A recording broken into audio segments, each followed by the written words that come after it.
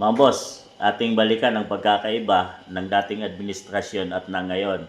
Dahil sa noon ay may lineous impeachment na, pero pinigilan pa rin ni FPRRD dahil bayan pa rin ang kanyang iniisip, mga boss.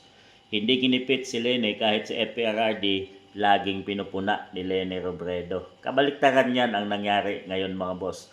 Dahil sa PBBM administration ay talagang kinigipit nila ang Vice President na si VP Inday Sara Duterte at hindi mapigilan ni PBBM. Hindi kagaya kay FPRRD noon na talagang pinatahimik niya ang Kongreso at Senado at para hindi ma-impeach ang kanyang Vice Presidente. So ating balikan ang mga sinabi noon ni FPRRD tungkol kay Lene Robredo, mga boss. Complaint against Vice President Leni Robredo. I would.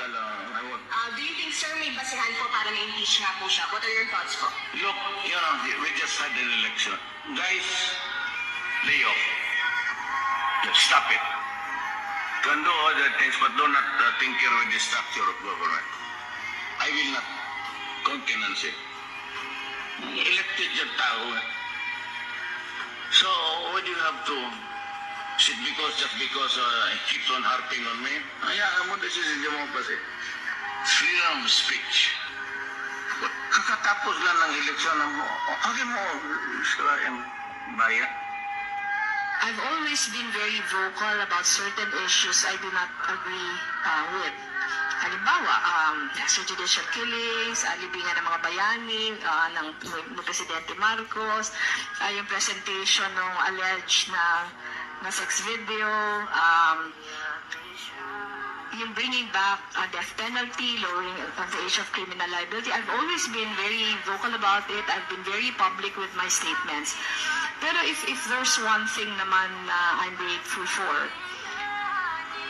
it appears that the President has not taken it against me. And he assured me. Sabi niya naman, ang mahalaga naman, nagkakaintindihan tayo sa mga gusto nating gawin. Sa akin kasi, reassuring yun in the sense na imposible naman yatang we will agree on so many things. Lalo na siguro ako na meron talagang mga issues na I feel so strongly against. And so far, I think my opinions and my feelings on these issues have been respected. Yun, mga boss, ang pagkakaiba ni PBBM at ni FPRRD, mga boss.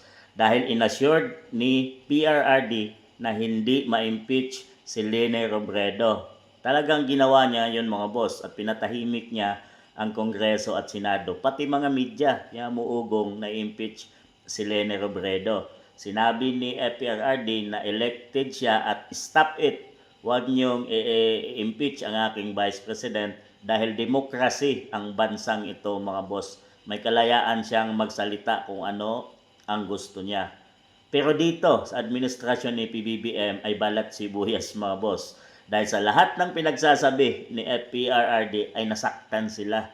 At ang ginawa nila ay pinatahimik nila si FPRRD sa pamamagitan ng pagdukot nito nang hindi dumaan sa due process at sinabing dinukot nga talaga siya at dinala sa ICC dahil para manahimik. Hindi pa sila nakontento, inaraw-araw nilang sampahan ng kaso at gusto nilang ma-impeach si VP Inday Sara dyan sa Kongreso pati sa Senado, mga boss.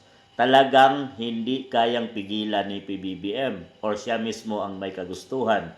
Hindi kagaya nangyari kay FPRRD na pinigilan niyang ma-impeach ang kanyang Vice Presidente. So yan ang pagkaiba ni FPRRD at ni PBBM administration, mga boss. Dahil bayan lang ay niisip ni PRRD, pero kinabukasan at ang political agenda ang iniisip ni PBBM na hindi sila maalis sa pwesto. Ano sa tingin niyo, mga boss?